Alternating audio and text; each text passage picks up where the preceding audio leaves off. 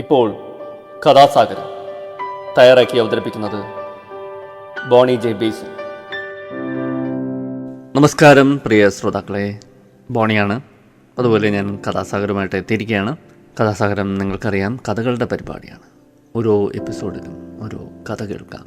നാടോടി കഥകളും മുത്തച്ഛി കഥകളും ഇതിഹാസ കഥകളും പുരാണ കഥകളും ഐതിഹ്യങ്ങളും അങ്ങനെ വ്യത്യസ്തമാർന്ന കഥകൾ ഈ പരിപാടിയിലൂടെ ശ്രോതാക്കൾ കേട്ട് കഴിഞ്ഞു. ഇനിയും അത്തരം കഥകൾ കേൾക്കാം. അപ്പോൾ ഇന്ന് ഞാൻ പറയാൻ പോകുന്നത് കേരളത്തിൽ നിന്നുള്ള ഒരു മുത്തച്ഛി കഥയാണ്. വളരെ രസകരമായ ഒരു മുത്തച്ഛി കഥ. നമുക്ക് മുത്തച്ഛി കഥകളൊക്കെ കേൾക്കാൻ ഭയങ്കര ഇഷ്ടമാണ്. ഇപ്പം കുട്ടികൾക്ക് അങ്ങനെയൊക്കെ എനിക്ക് തോന്നുന്നു, അങ്ങനെ മുത്തച്ഛൻ്റെയും മുത്തച്ഛൻ്റെയും ഒന്നും കഥകൾ കേൾക്കാനുള്ള അവസരങ്ങൾ കുറവാണ്. പഴയ കണക്ക് കൂട്ടുകുടുംബമൊന്നുമല്ല അല്ലേ? എല്ലാവരും ഒറ്റയ്ക്ക് കല്യാണം കഴിഞ്ഞാൽ മറ്റ് വീടുകളിലോട്ടൊക്കെ താമസം മാറുന്നു, പുതിയ വീടുകളിലോട്ടൊക്കെ താമസം മാറുന്നു, അണുകുടുംബങ്ങളാണ്. അപ്പോൾ അങ്ങനെയൊക്കെ ഈ മുത്തച്ഛനും മുത്തച്ഛിയായിട്ടുള്ളൊരു ആത്മബന്ധമൊക്കെ കുറഞ്ഞു വരുന്ന ഒരു കാലഘട്ടം, അല്ലെങ്കിൽ ഒരു ഇൻട്രാക്ഷൻ എന്നൊക്കെ പറയുന്നത് വളരെ കുറവാണ്. കുട്ടികൾക്കുള്ളും പഠനത്തിലൊക്കെ അല്ലേ ഒത്തിരി സമയം വ്യാപൃതരാകുന്നു. അവർക്ക് അപ്പൂപ്പനും അമ്മൂമ്മയോടൊക്കെ ചെലവിടാനുള്ള സമയം കുറവാണ്. പഠനമൊക്കെ ആയിട്ട് അല്ലേ ബന്ധപ്പെട്ട് വേറെ സ്ഥലങ്ങളിലൊക്കെ ആയിരിക്കും ജീവിക്കുന്നത്. അച്ഛനും അമ്മയുടെ കൂടെ അവരുടെ ജോലി സ്ഥലത്തായിരിക്കും കുട്ടികൾ കൂടുതലും. അപ്പോൾ അങ്ങനെയൊക്കെ അല്ലേ ഒരു എന്താ പറയുക, നമ്മുടെ ഈ പറഞ്ഞ അപ്പൂപ്പൻ്റെയും അമ്മൂമ്മയുടെയൊക്കെ കഥകൾ കേൾക്കാനുള്ള അവസരങ്ങൾ കുറഞ്ഞ ഒരു കാലത്ത് അത്തരത്തിൽ കേട്ട് പഴകിയ ഒരു കേരളത്തിലെ ഒരു മുത്തച്ഛി കഥയാണ് ഇന്ന് ഞാൻ പറയുന്നത്. അപ്പോൾ ഈ കഥ ഇങ്ങനെയാണ്. നമുക്ക് ആ കഥയിലോട്ട് കടന്നാലോ?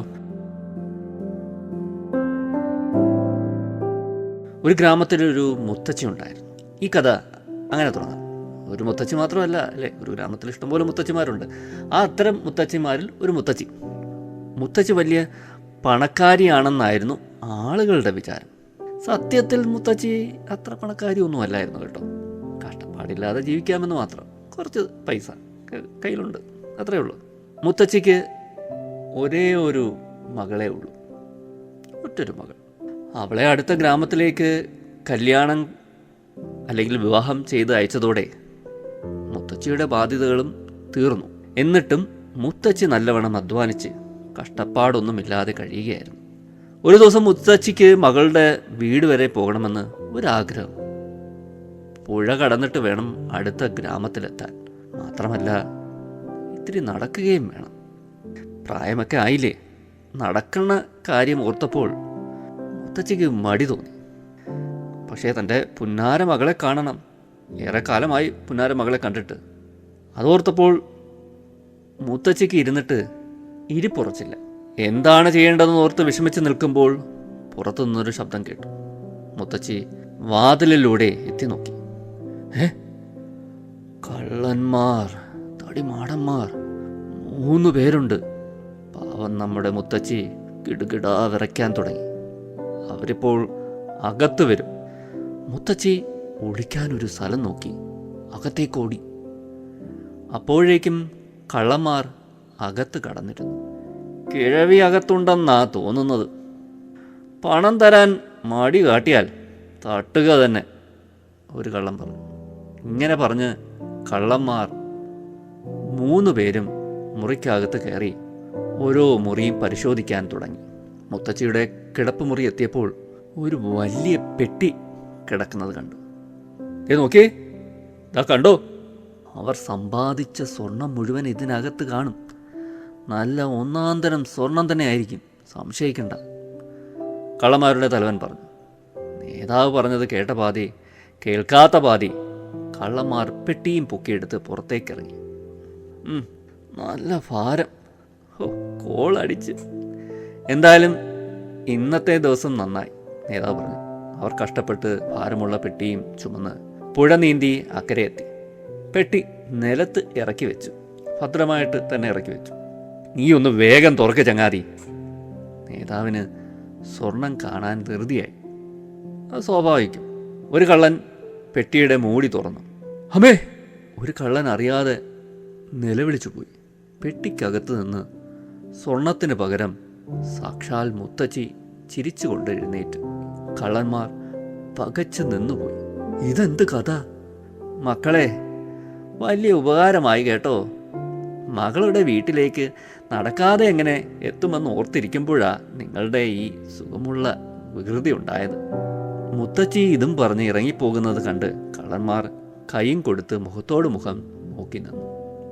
ഇത്രയുമാണ് കഥ. കള്ളത്തരം എന്ന് പറയുന്നത് അത്ര നല്ല കാര്യമൊന്നുമില്ല അല്ലേ, ഒരു തെറ്റാണ്. നമ്മുടെ സമൂഹത്തിൽ അല്ലേ, നമ്മുടെ സാമൂഹിക നിയമത്തിലൊക്കെ കള്ളത്തരം കക്കുക അല്ലെ കള്ളം പറയുക എന്നൊക്കെ തെറ്റായിട്ടാണ് നമ്മൾ കരുതുന്നത്. മനുഷ്യന് വൈകൃതങ്ങളുണ്ട് സ്വഭാവത്തിൽ അല്ലേ, അത്തരത്തിൽ പെടുന്നതാണ് അല്ലേ കള്ളത്തരം എന്നൊക്കെ പറയുന്നത്. മറ്റുള്ളവൻ സമ്പാദിച്ചത് മോഷ്ടിച്ചുകൊണ്ട് പോവുക, അത് മാത്രമല്ല ഒട്ടേറെ മറ്റനേകം കുറ്റകൃത്യങ്ങളുണ്ട് മനുഷ്യൻ. ഇപ്പോൾ നിങ്ങൾ പത്രത്തിലൊക്കെ വായിക്കുന്നുണ്ടാകും, ബംഗാളിൽ അല്ലേ നടന്ന ഒരു ക്രൂരമായ ബലാത്സംഗം. ഡോക്ടറെ എത്ര ക്രൂരമാണല്ലേ, മനുഷ്യന് ഇത്രയ്ക്ക് ആതമ്പതിക്കുമോ എന്നൊക്കെ നമ്മൾ ചിന്തിച്ചു പോകുന്ന ഒരു സന്ദർഭമാണ്. അതിനെക്കുറിച്ചൊക്കെ ചിന്തിച്ചു കഴിഞ്ഞാൽ അല്ലേ, അതൊക്കെ ചിന്തിക്കേണ്ട ഒരു കാര്യമാണ്. മനുഷ്യൻ എന്താണ് ഇങ്ങനെ പെരുമാറുന്നത്? പല മഹാന്മാരും ഒട്ടനവധി കാരണങ്ങളൊക്കെ പറഞ്ഞിട്ടുണ്ട്. രാഷ്ട്രമീമാംസ അല്ലെങ്കിൽ പൊളിറ്റിക്കൽ സയൻസ് എന്നൊക്കെ പഠിക്കുന്ന വിദ്യാർത്ഥികൾക്കൊക്കെ ചിലപ്പോൾ ഇതിനെക്കുറിച്ചൊക്കെ വായിച്ചിട്ടുണ്ടാകാം, പഠിച്ചിട്ടുണ്ടാകാം. മനുഷ്യർ പ്രകൃത സ്വാർത്ഥരും അക്രമാസക്തരുമാണെന്ന ധാരണ ദീർഘകാലമായിട്ട് നിലനിൽക്കുന്ന ഒന്നാണ്. Thucydides, Machiavelli, Thomas Hobbes, Luther, Calvin, Edmund Burke, Bentham, Nietzsche, Freud തുടങ്ങി പ്രമുഖ ചിന്തകരെല്ലാം ഇത്തരം ധാരണകൾ അല്ലേ നമ്മളുമായിട്ടൊക്കെ പങ്കുവച്ചിട്ടുള്ളവരാണ്. അവരുടെ ചിന്തയിൽ നിന്ന് അല്ലെങ്കിൽ അവരുടെ ഒരു പഠനത്തിൽ നിന്ന് രൂപപ്പെട്ടത് ഇത്തരത്തിലുള്ള കാര്യങ്ങളൊക്കെയാണ്, അല്ലെങ്കിൽ ഇത്തരത്തിലുള്ള നിരീക്ഷണങ്ങളാണ്. എന്താണ് മനുഷ്യൻ പൊതുവെ പ്രകൃത ഈ സ്വാർത്ഥരും ഈ അക്രമവാസന ഉള്ളവരും ഒക്കെയാണെന്നാണ് ഇവരുമൊക്കെ മുന്നോട്ട് വയ്ക്കുന്നത്. അപ്പോൾ ഇതിൻ്റെ കൂടെ നമുക്കൊരു ഉദാഹരണം പറയാം. ഈ 4-ാം നൂറ്റാണ്ടിൽ ജീവിച്ചിരുന്ന ഫാദർ അഗസ്റ്റിൻ, അതായത് 154-430 എന്ന ഒരു പുരോഹിതനുണ്ട്. പ്രാപഞ്ചിക സത്യം എന്ന നിലയിൽ അദ്ദേഹം പ്രഖ്യാപിച്ചത് മനുഷ്യൻ പാപികളായി ജനിക്കുന്നു എന്നാണ്. അദ്ദേഹം എഴുതിയത് പാപത്തിൽ നിന്ന് ആരും മുക്തരല്ല എന്നാണ്. അതായത് ഒരൊറ്റ ദിവസം മാത്രം ജീവിക്കുന്ന ശിശു പോലും, അതായത് ജനിച്ച ഒറ്റ ദിവസം മാത്രം ജീവിക്കുന്ന ശിശു പോലും ഇത്തരം പാപത്തിൽ നിന്ന് മുക്തരല്ല എന്നാണ് അദ്ദേഹത്തിൻ്റെ ഒരു നിഗമനം. ഈ രാഷ്ട്രമീമാംസയുടെ ഉപജ്ഞാതാവായി അറിയപ്പെടുന്ന ഒരാളുണ്ട്. അദ്ദേഹമാണ് നിക്കോള മാക്വെല്ലി. അദ്ദേഹത്തിൻ്റെ അഭിപ്രായത്തിൽ പൊതുവെ പറഞ്ഞാൽ മനുഷ്യർ നന്ദിയില്ലാത്തവരും ചഞ്ചല മനസ്കരും കപടരുമാണ് എന്നാണ്. അദ്ദേഹം അത്തരത്തിലാണ് അഭിപ്രായപ്പെട്ടത്. ജോൺ ആഡംസ്, അതായത് നിങ്ങൾ കേട്ട് കാണും, അമേരിക്കൻ ജനാധിപത്യത്തിൻ്റെ സ്ഥാപകനാണ് ഈ ജോൺ ആഡംസ്. അദ്ദേഹം നിരീക്ഷിച്ചത് അവസരം കൈവന്നാൽ ഏത് മനുഷ്യനും സ്വേച്ഛാധിപതിയായി മാറും എന്നതാണത്രേ. ആധുനിക മനഃശാസ്ത്രത്തിൻ്റെ പിതാവായ സിഗ്മണ്ട് ഫ്രോയിഡ് അല്ലേ, അദ്ദേഹത്തെക്കുറിച്ചും എല്ലാവർക്കും ഒക്കെ അറിയാവുന്നതാണ്. ഒട്ടേറെ തവണ നിങ്ങൾ ചിലപ്പോൾ പലരും കേട്ടിട്ടുണ്ടാകാം. മനഃശാസ്ത്രത്തെക്കുറിച്ച് നമ്മൾ പഠിക്കുമ്പോഴൊക്കെ അല്ലേ നമ്മുടെ മുന്നിൽ ജ്വലിച്ച് നിൽക്കുന്ന ഒരു അതികായകനാണ് ഈ സിഗ്മണ്ട് ഫ്രോയിഡ് എന്ന പേര്. അദ്ദേഹത്തിൻ്റെ ഒരു നിരീക്ഷണ പ്രകാരം കൊലപാതകികളുടെ എണ്ണമറ്റ തലമുറകളുടെ പിൻഗാമികളാണ് നാം എന്നാണ്. ഞാനിതെല്ലാം പറഞ്ഞത് ഇപ്പോൾ വെസ്റ്റ് ബംഗാളിൽ നടന്ന ഒരു ക്രൂരകൃത്യത്തിൻ്റെ പശ്ചാത്തലത്തിൽ കൂടിയാണ്. മനുഷ്യൻ്റെ ഉള്ളിലെ ആ ക്രൂരത അല്ലേ എപ്പോൾ വേണമെങ്കിലും പുറത്ത് ചാടാം, ഏത് അവസരത്തിൽ വേണമെങ്കിലും.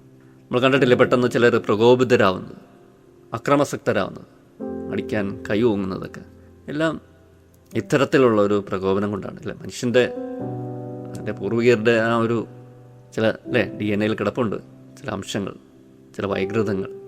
അത് പുറത്തു ചാടും ഏത് നിമിഷവും. ചില പ്രകോപനങ്ങൾ മതി, അവൻ സ്വാർത്ഥനും കള്ളനുമൊക്കെ ആയി മാറും. അപ്പോൾ അതാണ് നമ്മൾ ഓരോ അല്ലേ ക്രൂരകൃത്യങ്ങളൊക്കെ നമ്മൾ പരിശോധിക്കുമ്പോൾ, അല്ലെങ്കിൽ മനുഷ്യൻ എന്തുകൊണ്ട് പെട്ടെന്ന് പ്രകോപിതനാകുന്നു അല്ലേ, ശുഭധനാക്കുന്നു, കൊല്ലാൻ പുറപ്പെടുന്നു അല്ലെങ്കിൽ അടിക്കാൻ പുറപ്പെടുന്നു എന്നൊക്കെ ചിന്തിക്കുമ്പോൾ മനുഷ്യൻ്റെ ഉള്ളിലുള്ളതാണ് ഇതെല്ലാം, ഇത്തരം വാസനകളെല്ലാം. എത്ര വലിയ ആഡംബര അല്ലേ ഉടുപ്പിട്ടെന്ന് പറഞ്ഞിട്ടോ, അല്ലെങ്കിൽ വലിയ കാറിൽ സഞ്ചരിച്ചെന്ന് പറഞ്ഞിട്ടോ, അല്ലെങ്കിൽ വലിയ വലിയ കാര്യങ്ങൾ പറഞ്ഞെന്ന് വിചാരിച്ചിട്ടോ ഒന്നും അവൻ്റെ ഉള്ളിലെ ക്രൂരതകൾ അല്ലേ ചിലപ്പോൾ, അല്ലെങ്കിൽ ഹീനകൃത്യങ്ങൾ അല്ലെങ്കിൽ ഹീന മനസ്സുകൾ, ചഞ്ചലത, ഇതൊക്കെ എപ്പോൾ വേണമെങ്കിലും പുറത്തു ചാടാം. അതാണ് വലിയ അധികാരത്തിലൊക്കെ ഇരിക്കുന്നവർ അല്ലേ സ്വേച്ഛാധിപതികളായി മാറുന്നത്. ചിലർ പറയാറുണ്ട് അധികാരം ആർക്കും തുടരെ കിട്ടരുതെന്ന്. ഒരാളെ തുടരെ ഭരണത്തിൽ നിലനിന്നാൽ അയാളെ അധികാരം ദുഷിപ്പിക്കും. അയാളൊരു അധികാരമോഹിയായി മറ്റുള്ളവരുടെ മേൽ അധികാരം പ്രയോഗിക്കുകയും അവരെ അടിച്ചമർത്താൻ ശ്രമിക്കുകയൊക്കെ ചെയ്യും. അങ്ങനെയുള്ളൊരു സ്വേച്ഛാധിപത്യ പ്രവണതയൊക്കെ ഉടലെടുക്കും മനുഷ്യനിൽ. അധികാരം കുറേ നാൾ കൊണ്ട് നടന്നാൽ മനുഷ്യൻ എന്നുള്ള നിലയിൽ അയാൾ ദുഷിക്കാൻ തുടങ്ങുമെന്നാണ് പറയുന്നത്. അധികാരത്തിന് അത്രയ്ക്കൊക്കെ അല്ലേ, ഇങ്ങനെ അവൻ്റെ ക്രൂരതകളൊക്കെ പുറത്തു കൊണ്ടുവരാനുള്ളൊരു കഴിവുണ്ട്, ഒരു മോശമായ കഴിവുണ്ട്, അങ്ങനെ വേണമെങ്കിൽ പറയാം അധികാരത്തിന്. അപ്പോൾ അങ്ങനെയാണ് അല്ലേ, നമ്മുടെ ചുറ്റുമൊക്കെ നോക്കിക്കഴിഞ്ഞാൽ വല്ലാതെ മനുഷ്യനെ സ്വാർത്ഥരാക്കുകയും ക്രൂരന്മാരാക്കുകയൊക്കെ ചെയ്യും അധികാരം. അതൊക്കെ ഇതിൻ്റെയൊക്കെ അല്ലേ, മനുഷ്യനിൽ ഉറങ്ങിക്കിടക്കുന്ന വന്യതയുടെയൊക്കെ ചിലപ്പോൾ മൂർത്തിഭാവങ്ങളായിരിക്കാം. അങ്ങനെയൊക്കെ നമുക്ക് ചിന്തിക്കാം. ഞാനെന്ന ഭാവം അല്ലേ, ഒന്നും അല്ലെങ്കിലും എന്തൊക്കെയോ നമ്മൾ കരുതാറുണ്ട് നമ്മൾ എന്തൊക്കെയാണെന്ന്. അപ്പോൾ തോന്നും മുമ്പിലിരിക്കുന്നവൻ വെറും മോശപ്പെട്ട വ്യക്തിയാണ്. അപ്പോൾ അത്തരത്തിൽ അല്ലേ അധികാരം അങ്ങനെ വല്ലാതെ മനുഷ്യ മനസ്സിനെ ദുഷിപ്പിക്കാറും അതിനെ ദുരുപയോഗം ചെയ്യാനുള്ള ഒരു പ്രവണതയും നമുക്കുണ്ടാകും അധികാരം കൂടിക്കഴിഞ്ഞാൽ, അല്ലെങ്കിൽ കുറേ നാൾ നമ്മൾ അധികാരത്തെ കൈവശം വെച്ചാൽ. അപ്പോൾ അങ്ങനെയൊക്കെയാണ് അല്ലേ മനുഷ്യ മനസ്സുകളൊക്കെ പ്രവർത്തിക്കുന്നത് വളരെ വിചിത്രമായിട്ടാണ്. അതുകൊണ്ടാണ് പാപത്തിൽ നിന്ന് ആരും മുക്തരല്ല, ഒരൊറ്റ ദിവസം മാത്രം ജീവിക്കുന്ന ശിശു പോലും എന്നൊക്കെ ഫാദർ അഗസ്റ്റിൻ പറയാൻ കാരണമായത്. അങ്ങനെയേ പറ്റൂ, അങ്ങനെയാണ് അല്ലേ, ഇതെല്ലാം ഉള്ളിലുള്ളതാണ്, നമ്മൾ മൂടി വെക്കുന്നതാണ്, എപ്പോൾ വേണമെങ്കിലും പുറത്തു വരാം. ഓക്കെ, മതി ഇന്നത്തേത് കഥാസാഹിത്യത്തിൽ. എനിക്ക് തോന്നുന്നു ഏറെ ഇത് ധാരാളമാണ്. നല്ലൊരു രസകരമായ കഥയായിരുന്നു അല്ലേ. മുത്തച്ഛിയുടെ ഒരു കൗശലമൊക്കെ നമ്മൾ കണ്ടത് വളരെ രസകരമായിട്ട് അത് കഥ അവസാനിക്കുകയും ചെയ്തു. പര്യവസാനം വളരെ രസകരമായിട്ടായിരുന്നു. വലിയ അക്രമകാരികളായ കള്ളന്മാരാണ്, പക്ഷേ മുത്തച്ഛിയുടെ പ്രകടനം കണ്ട് അവരിങ്ങനെ മുഖത്ത് കൈയും കൊടുത്തിങ്ങനെ നിൽക്കുകയാണ്. ഒരു തമാശ അല്ലേ, അത് പറയുമ്പോൾ നമ്മൾ പറയാതെ നിവർത്തിയില്ല. ഒരു തമാശ ഒരു വലിയ സംഘർഷഭരിതമായ ഒരു മുഹൂർത്തത്തെ ലഘൂകരിക്കാൻ സഹായിക്കും. മുത്തച്ഛി വളരെ തമാശയായിട്ടങ്ങ് അത് കൈകാര്യം ചെയ്യുകയാണ്. കള്ളന്മാർ വളരെ ക്രൂരന്മാരാണ്, അടിക്കാനും ഇടിക്കാനും ഒക്കെ സാധ്യതയുണ്ട്, ചിലപ്പോൾ കൊല്ലാനും ഒക്കെ സാധ്യതയുള്ള കള്ളന്മാരാണ്. അവർ പറയുന്നുണ്ട് പണം തരാൻ മടി കാട്ടിയാൽ തട്ടുക തന്നെ എന്നൊക്കെ പറയുന്നുണ്ട് ആദ്യം. പക്ഷേ ഈ തമാശ കണ്ടിട്ട് അവർക്ക് പോലും അത് ഒന്നും ചെയ്യാൻ പറ്റാതെ അല്ലേ നോക്കി നിൽക്കുകയാണ്. അപ്പോൾ നമുക്ക് വലിയ സംഘർഷ നിറഞ്ഞ സന്ദർഭങ്ങളിലൊക്കെ തമാശയും കൂടി ഉപകരിക്കും അല്ലേ. ഒരു രസകരമായിട്ടൊക്കെ വേണമെങ്കിൽ അല്ലേ ഇത്തരം മുഹൂർത്തങ്ങളെയൊക്കെ കൈകാര്യം ചെയ്യാം. ചിലപ്പോൾ സംഘർഷം ലഘൂകരിക്കാൻ സഹായിക്കും. അപ്പോൾ തമാശ അത്ര മോശവുമല്ല, തമാശ വളരെ നല്ലതാണ്. നമ്മുടെ BP ഒക്കെ കുറയ്ക്കാനും നമ്മുടെ ഈ പറഞ്ഞ സ്ട്രെസ്സ് കുറയ്ക്കാനും ഒക്കെ തമാശ ഏറെ സഹായിക്കുകയും ചെയ്യും. തമാശയെ കുറച്ച് കാണാതിരിക്കുക. അപ്പോൾ മുത്തച്ഛയും ഇവിടെ അതാണ് ചെയ്യുന്നത്. വളരെ തമാശ രൂപണേ മുത്തച്ഛി ഇങ്ങനെ അവരെ പറ്റിച്ചുകൊണ്ട് വളരെ സാവകാശം നടന്നു നീങ്ങുകയാണ്. ഇത്രയും പറഞ്ഞുകൊണ്ട് ഇന്നത്തെ കഥാസാരം ഞാൻ ഇവിടെ അവസാനിപ്പിക്കുന്നു. അടുത്ത എപ്പിസോഡിൽ കാണാം പുതിയൊരു കഥയും പുതിയ കുറച്ച് വിശേഷങ്ങളുമായി. ഇത്രയും നേരം എന്നെ കേട്ടിരുന്ന എല്ലാവർക്കും നന്ദി, നമസ്കാരം. Signing off, Boney.